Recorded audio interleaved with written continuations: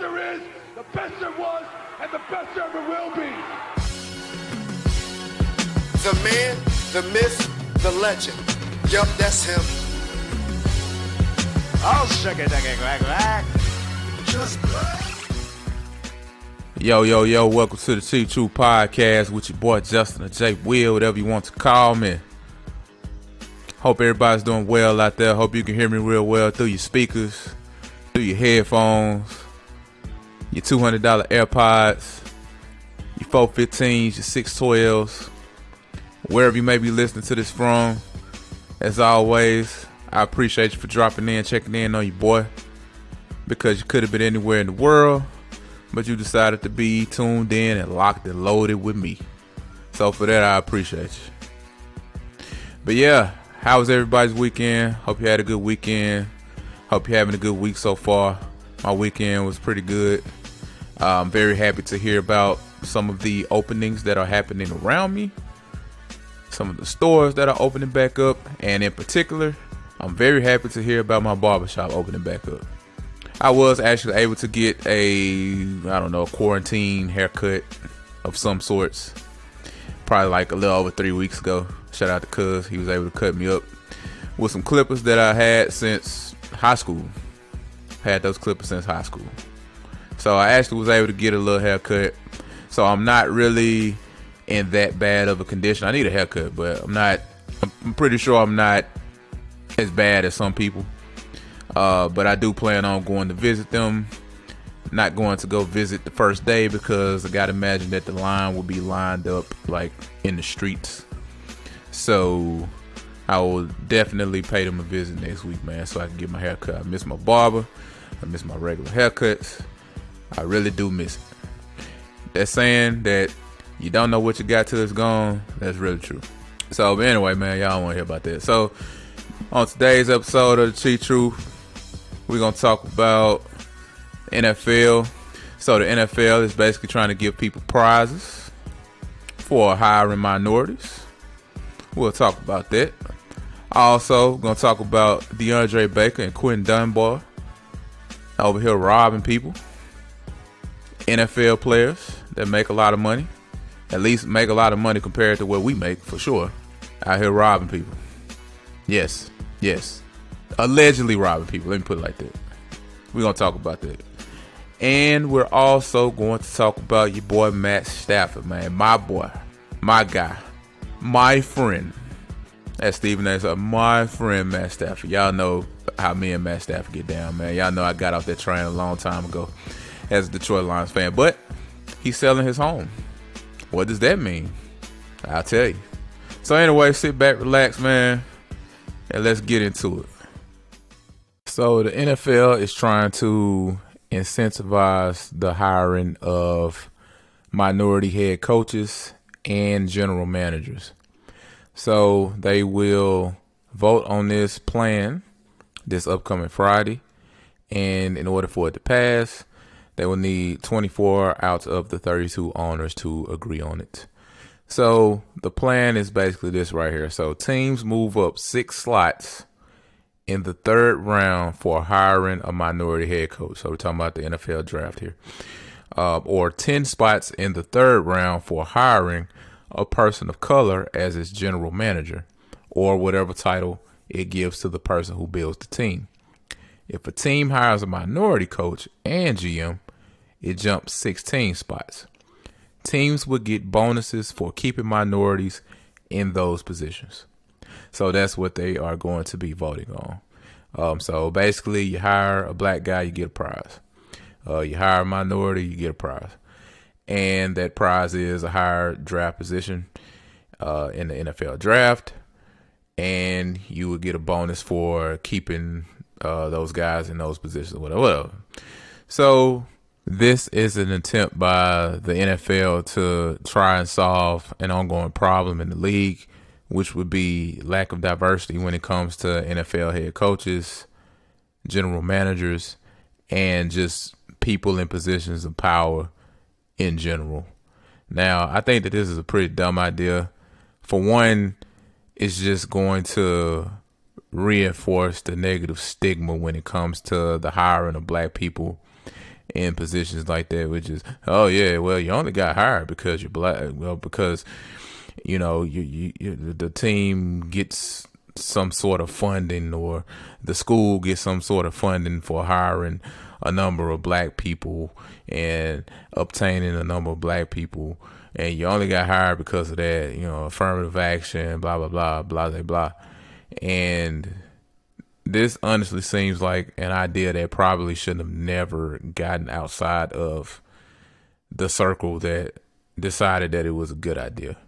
It's one of those ideas where it should have been shot down before it even gained a little bit of traction, and the public shouldn't have never heard about it. It's one of those ideas where somebody says, oh, well, 10 years ago we were going to do this, that, and the third, but we never told anybody, and the idea never got out because we nixed it before we even decided that it would be a thing, and nobody ever knew about that. But we were going to do this, that, and the third, but we decided not to. It should have been one of those deals, but unfortunately it's not. And it's like, that's what it's come down to now. I mean, trying to give people prizes for hiring minorities in the NFL, for hiring black coaches in the NFL, for hiring black general managers in the NFL. This is what it's come down to. That's a shame. Tony Kornheiser had a pretty good analogy. He was like, it's almost like a game show. It feels like a game show. Hey, hire this black guy and get 13 points. Hire this black guy and get this, that, and the third. And if you hire enough of them, you'll end up getting to the bonus round, and you can fly your family to the Bahamas. That's what it feels like.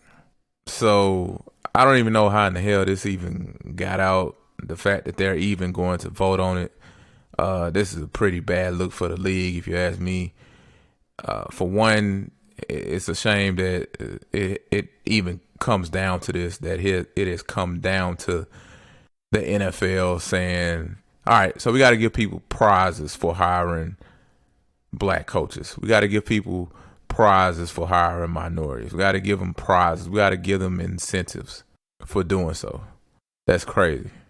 And I don't think that this is enough for NFL owners to be like, well, I'm just going to go out here and hire a black person because I'm going to end up moving up some spots in the third round. That's not enough. Trust me. I don't know what would be enough unless you maybe guaranteed them a Super Bowl victory or something like that.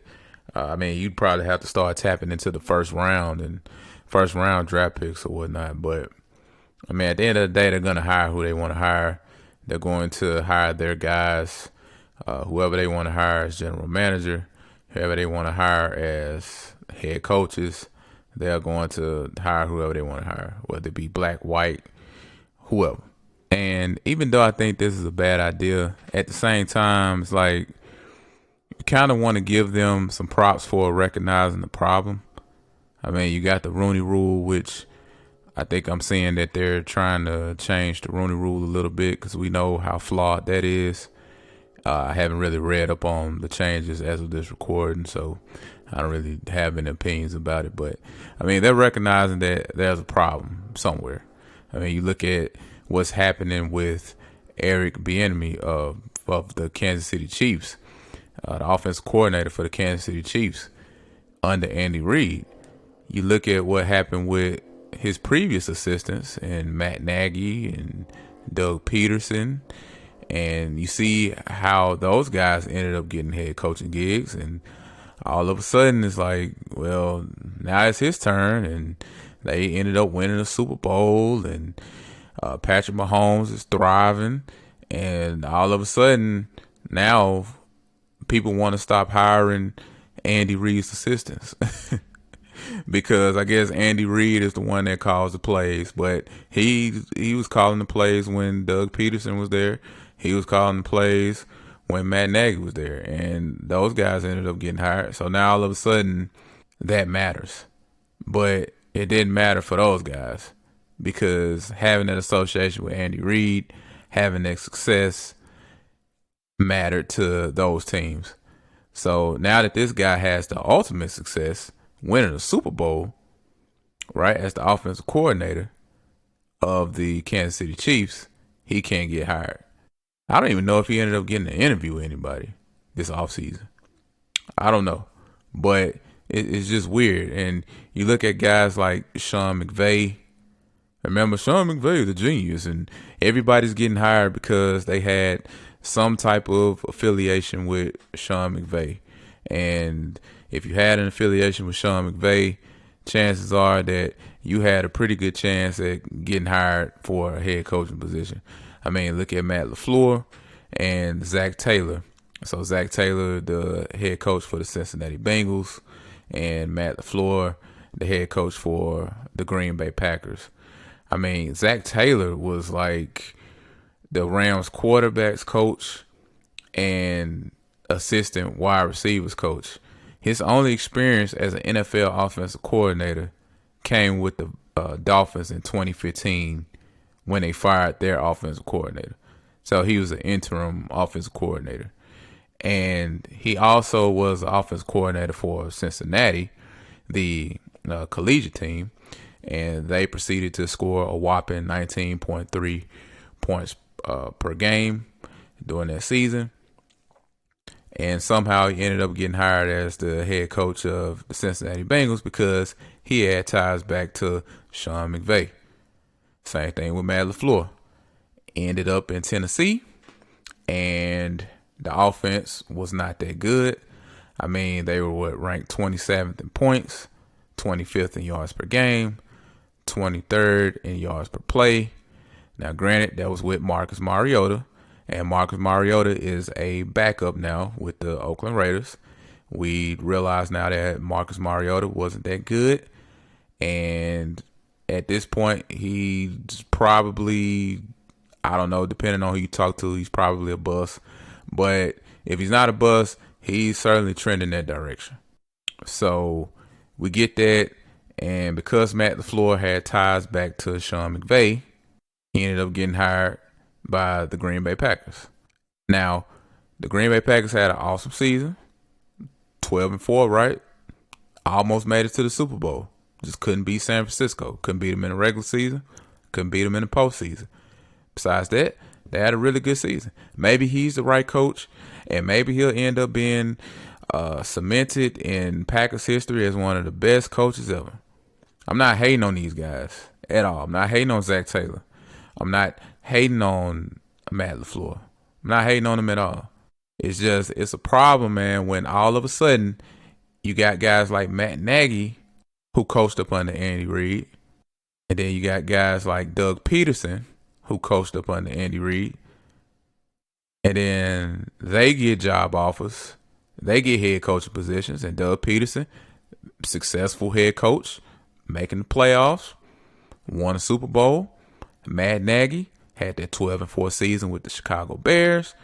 I think that Mitch Trubisky is very limited. The fact that he was able to do that with Mitch Trubisky, the fact that he's been able to have any sort of success with Mitch Trubisky as his quarterback, I think that's a really good coaching job by Matt Nagy. I'm not saying that these guys are terrible head coaches or anything like that. I don't know what Zach Taylor's going to be.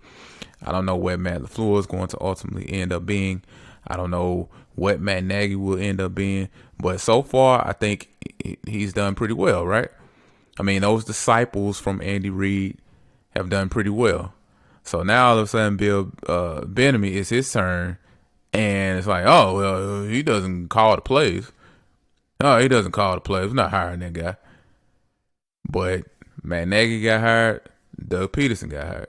And now all of a sudden, here come these excuses. All of a sudden, here's every reason why we can't hire this guy. Oh, it's just Patrick Mahomes, man. Patrick Mahomes. Anybody can coach Patrick Mahomes. Anybody can coach Patrick. Anybody can be the offensive coordinator for Patrick Mahomes. But not once did anybody say that when it came to Tom Brady. Oh, no, nobody was saying that when it came to Tom Brady. Because y'all was rushing to hire Josh McDaniels. Denver was rushing to hire Josh McDaniels. Oh, man, he's offensive coordinator for the Patriots and offensive coordinator for Bill Belichick and Tom Brady. He must be good. Josh McDaniels, Bill O'Brien, too. I don't want to hear that. I mean, Bill O'Brien's claim to fame was pretty much his sideline blow up with Tom Brady. Oh, he had an argument with Tom Brady. Well, gotta hire him.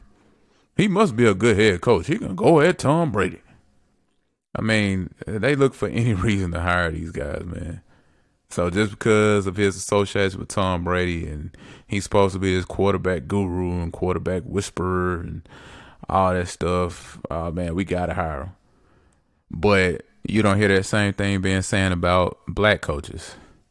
Now, I mean, I can go on forever about this topic in all honesty, man, about how black head coaches have been mistreated. I mean, guys like Marvin Lewis, guys like, we can even go back to Lovie Smith, who was fired after a 10-6 season.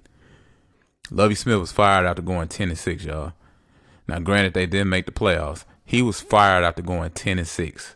Name me one white head coach in the history of forever who got fired after going 10-6. The only way you're going to find me a white head coach who ended up getting fired after going 10-6 is if they ended up breaking the law after the season.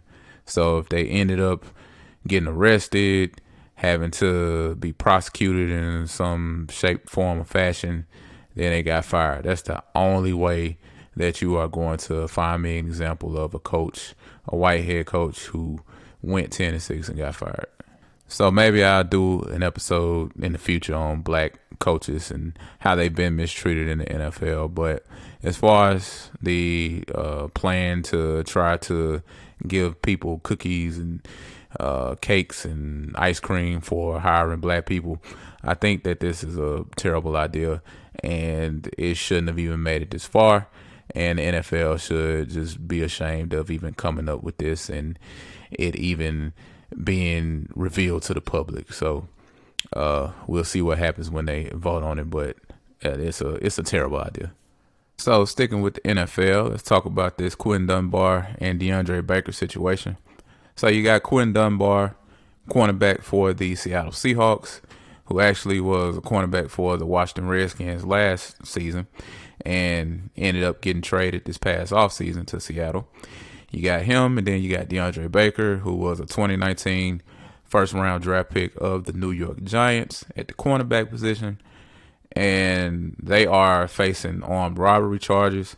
So you got Deandre Baker, who's facing 4 counts of armed robbery with a firearm, and he's also facing 4 counts of aggravated assault. You got Quinton Dunbar, who is facing 4 armed robbery counts, and I guess in the whole situation, he didn't have a gun. So he doesn't have to deal with the additional charges that Deandre Baker is dealing with or whatnot. So I guess these guys are kind of from the same area. Before this story came out, I didn't realize that they were cool. But of course, that's not unusual in the NFL, and not just NFL, but sports in general, where you have guys who may have grown up in the same neighborhood or played at the same high school or even played at rival high schools and just kind of ended up being cool with one another and ended up being pros together. And I guess just so happens Quinton Dunbar and Deandre Baker wanted to be locked up together because that's exactly what happened. And they are out currently. They're not in jail. They are out on bond. Deandre Baker is currently out on $200,000 bond, and Quinton Dunbar is out on $100,000 bond. So I've seen this story morph a little bit since it came out initially. I mean, when it first came out, they were saying that Quinton Dunbar and Deandre Baker went over to the house, or they lost money. They lost like over $70,000, and as they went back to the house and ended up robbing the people and getting their money back. But now the main story is that there was a dice game going on. There was a dice game at the house that the parties involved thought that the game was being played with rigged dice. So money was taken, watches were taken, and other valuables were taken as well. And I guess sometime during the whole incident, Deandre Baker ended up telling somebody else that was with them. Yes, there appears to have been a third guy. He ended up telling that guy to shoot somebody who ended up walking into the room, and that didn't happen. And there was no gunfire or anything like that. Nobody got shot. But apparently there was some sort of robbery that went down. Now, would I be surprised if this story was actually true? No, I wouldn't be surprised. We've seen athletes do stupid stuff before, and we will continue to see them do stupid stuff. And I wouldn't be surprised if this was true at all.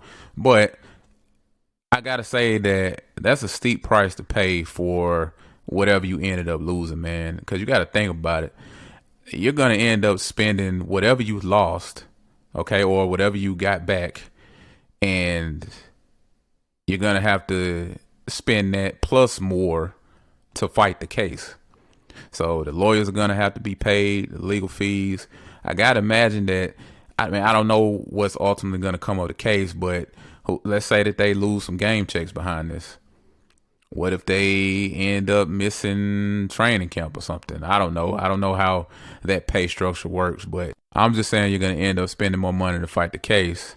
Whereas if you just said screw it and you just lost the money, well, then you wouldn't have to worry about it. But now, who knows where this is going to go? The NFL could end up suspending you anyway. They can end up suspending you for a couple games, and you could be found not guilty. Maybe this doesn't even go to trial. I mean, DeAndre Baker's lawyer is pretty confident that they don't have anything on him that he can prove that all of this is a lie. And also, you got witnesses who are taking their statements back. So maybe this thing ends before it ever really begins. But DeAndre Baker needs to be at prime U somewhere or on somebody's field improving in the film room, in the weight room, somewhere. He doesn't need to be out here robbing people because he looked pretty abysmal last year. Now, he did start to improve toward the latter part of the year, but for a while, he was looking like a straight bust. Which, cornerback is one of those positions where it's not like running back or it's not like wide receiver or a position like that where you can kind of come in and just instantly produce. Even as a rookie, you can just come in and just have an instant impact at running back. Like, look at a guy like Saquon Barkley. He just came in and just hit the ground running. But cornerback is a little bit different. I remember when Darius Slay came into the league, he was terrible his rookie year. I mean, he was pretty bad. I mean, he got benched multiple times, and I think he even came out and said that, man, the game is just going a little too fast for me. He admitted that he was struggling. He was struggling to keep up. He was struggling to learn. He was struggling. And look at Darius Slay now. Just got paid one of the top cornerbacks in the league. He's been one of the top cornerbacks in the league for some years now. He ended up blossoming. And I think that DeAndre Baker can do that. Now, he had those character concerns at Georgia. That's why he ended up falling in the draft where he fell. I mean, I think New York actually moved up I think they gave up like 3 draft picks or something to move back into the first round and pick DeAndre Baker. So, I mean, he kind of has the history going against him a little bit. And, of course, unfortunately, he won't get the benefit of the doubt a lot of the times. But I really hope that he wasn't this stupid. I really hope not, man. I really hope not. I hope that this is just all a lie, that this is just not true, that this never happened, that even if it did happen, it didn't have anything to do with them. And if it did happen, I don't know where it happened at. I don't know whether it was in some mansion. I don't know whether it was in the hood somewhere. Wherever it happened, whoever they were around, maybe this will allow them to kind of reevaluate their circle, reevaluate where they're hanging out at. Because you got to realize when you're famous like that, even if they're not the top cornerbacks in the league, or even if they're not the most recognizable guys in the league, you still have more money. You probably still have more money than the people that are around you. And you definitely probably got more money than your local police department and your local prosecuting attorney's office or whatnot. So you got to realize when you get caught up in those situations, they're going to want to get the name. They're going to want to get you because they get more publicity off of arresting DeAndre Baker and arresting Quinton Dunbar and charging them and convicting them of armed robbery than if they just charge Joe Schmo from the third row. So if you're in a position like that, it's best for you to stay on your P's and Q's, or you can always do like Chris Carter said and have a fall guy. But we'll see what happens with that case, and hopefully those guys can end up having just a regular career or whatnot. And I hope this doesn't derail their career, because I hate to see guys throw their careers away, throw their lives away. And I mean, that's a whole deeper discussion as far as black individuals and throwing their lives away. But hopefully this ends up getting cleared up, and we'll see what the justice system says, I guess. So last but not least, let's talk about your boy Matt Stafford. My friend Matt Stafford. Well, I ain't gonna lie to y'all. All jokes aside, I wish he was my friend, because I could use a couple of dollars. All the money he made in his career, Jesus Christ. And I'm actually gonna get into that during this segment. So he's selling his home, his very fancy schmancy Detroit estate. It is 5 bedrooms, 7 bathrooms, over 7,000 square feet on 1.27 acres of land. And he's putting that up for sale for around $6.5 million.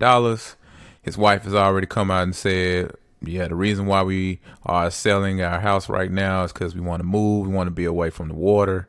Apparently, this house has an infinity pool. I don't know what the hell that is. I had never heard of it before I researched this story. I guess when you got that type of money, you can have pools that last forever. I don't know. Maybe that's what that is, an infinity pool. But it has an infinity pool, y'all. And it's like overlooking the lake. And I'm telling y'all, man, y'all should go look at some pictures of that house for yourselves. That is a really nice looking house.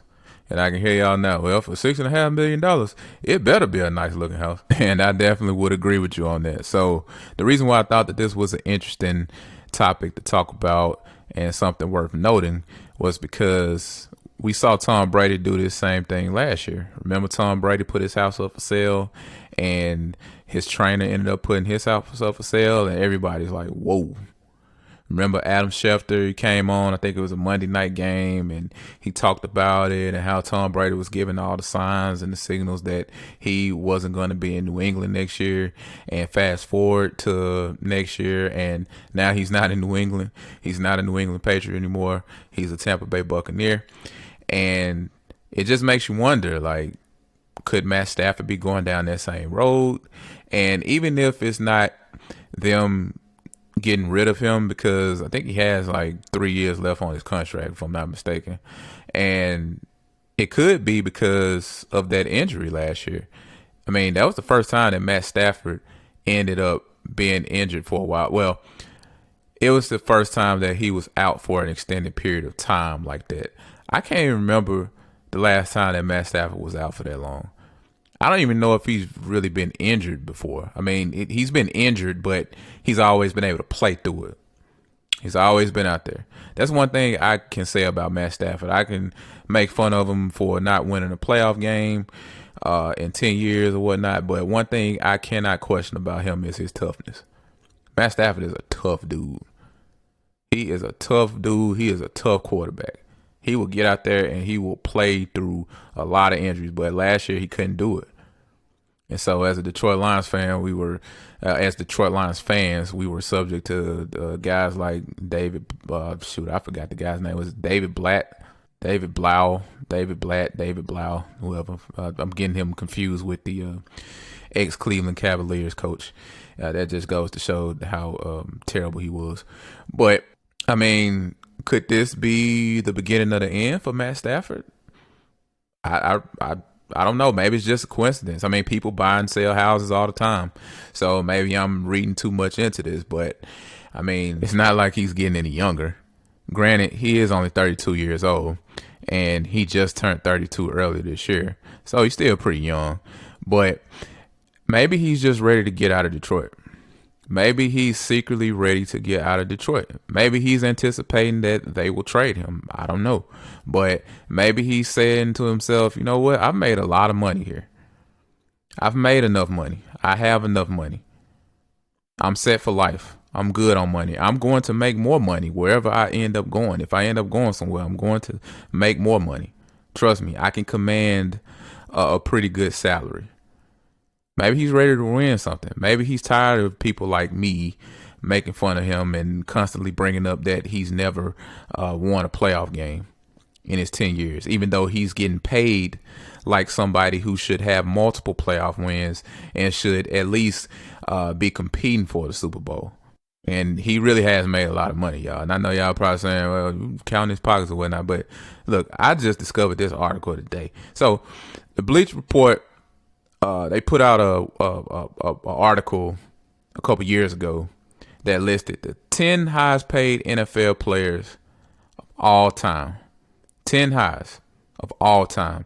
Not for a 5-year period, not for a 10-year period, not for a 15-year period, not for a certain era, none of that. Of all time. And guess who cracked the list? Guess who cracked the list, y'all? It was Matt Stafford. So the list goes Peyton Manning, Eli Manning, Drew Brees, Tom Brady, Aaron Rodgers, Phillip Rivers, Ben Roethlisberger, Matt Ryan, Matt Stafford, ding, ding, ding, ding, ding, and Carson Palmer. So he ended up cracking that list, y'all. Now you look at everybody else on that list with the exception of Carson Palmer and Matt Ryan, I guess. Carson Palmer, Matt Ryan, Phillip Rivers. All of those guys have Super Bowl championships. Super Bowl championships. The majority of them will be in the Hall of Fame. We know Aaron Rodgers will. Eli Manning will probably end up making it. Drew Brees, Tom Brady, all those guys. Greats. All-time greats. We get it. But Matt Stafford is on that list, and he hasn't even won a playoff game, y'all.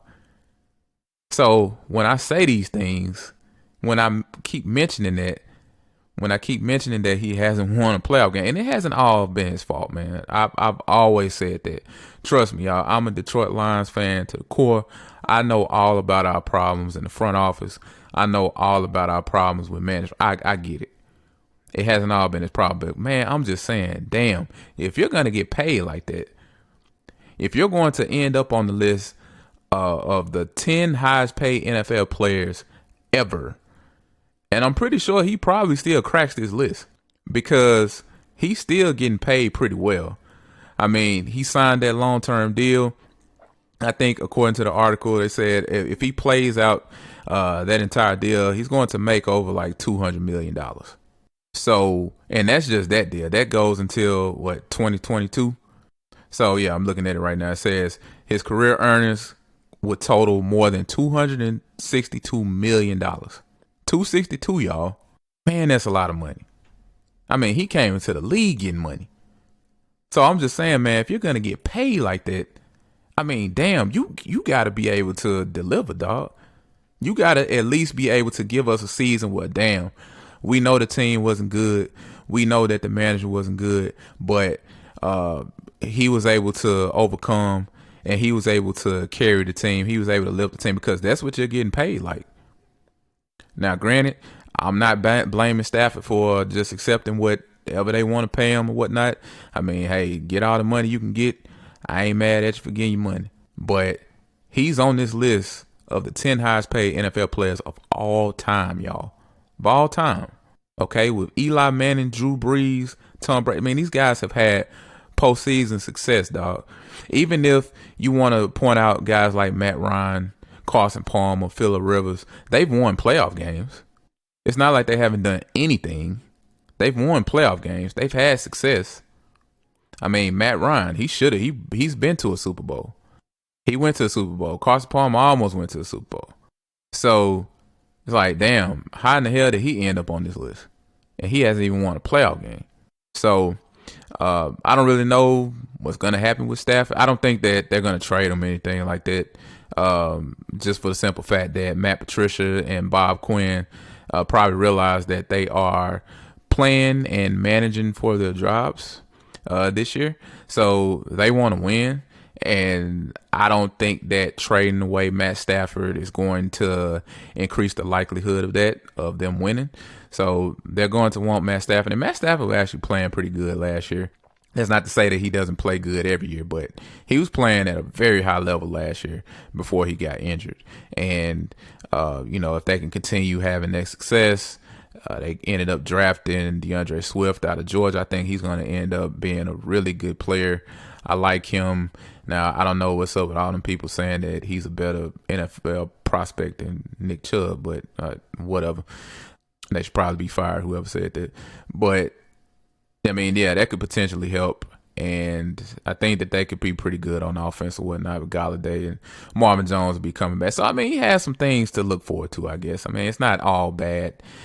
But, I mean, selling his house, maybe he anticipates that he'll be on his way out soon, whether they're going to force him out or whether he's going to ask for a trade or something. And he really could just be ready to win. He may be ready to win. Like, man, I've made enough money. It's time for me to win something. I want to be remembered in time. I don't want to just be remembered in time as just a guy who threw for a lot of yards and didn't win anything. I want to go somewhere where I'm going to have a chance to compete for a championship every year. And that's not going to be Detroit. Just not. So maybe that's what he's thinking in the back of his mind. Or maybe it's just a guy selling his house. Who knows? We'll find out. But yeah, man, that's it for me. That's it for the T-True. I'm out, man. I'll talk to you guys later on in the week. And as always, make sure to follow all the social media handles in the description. The YouTube page, the Instagram page, Facebook page, Twitter page, all that good stuff. So, as always, count your blessings, not your problems. And I will talk to you guys soon. Peace.